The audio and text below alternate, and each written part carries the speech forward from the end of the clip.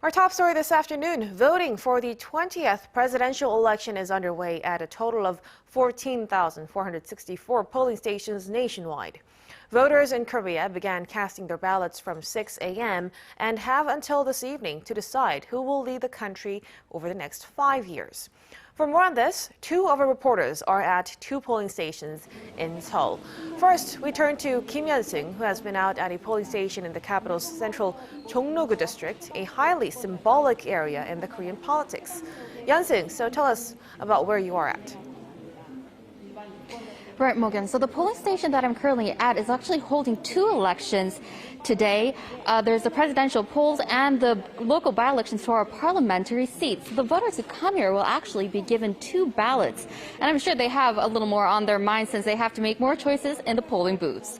Now, Jongno-gu District has been traditionally known as District number 1 of Korean politics, with the area serving as the center of politics since the Joseon dynasty.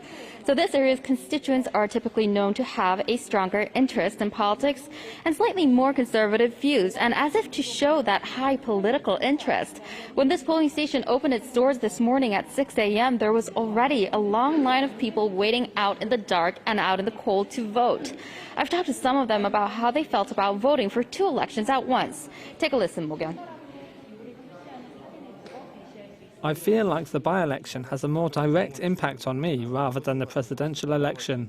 I also feel closer to the by-election candidate because it's someone who I've been following for a long time. All the attention went straight to the presidential candidates, so there was less information about the by-election candidates out there. Now, as for the presidential election, voting will go on until this evening, with polls closing at 6 p.m. for regular voters. And then they'll be open for an extra hour and a half for those with COVID-19 and those in isolation. Now, to fill you in a little bit more on the election laws, first of all, ID is essential. Voters must have an ID to cast a ballot. And also, taking a selfie or a picture of the ballot inside the polling booth is a punishable offense that can result up to 2 years in sentence or a fine of up to $3,200 US.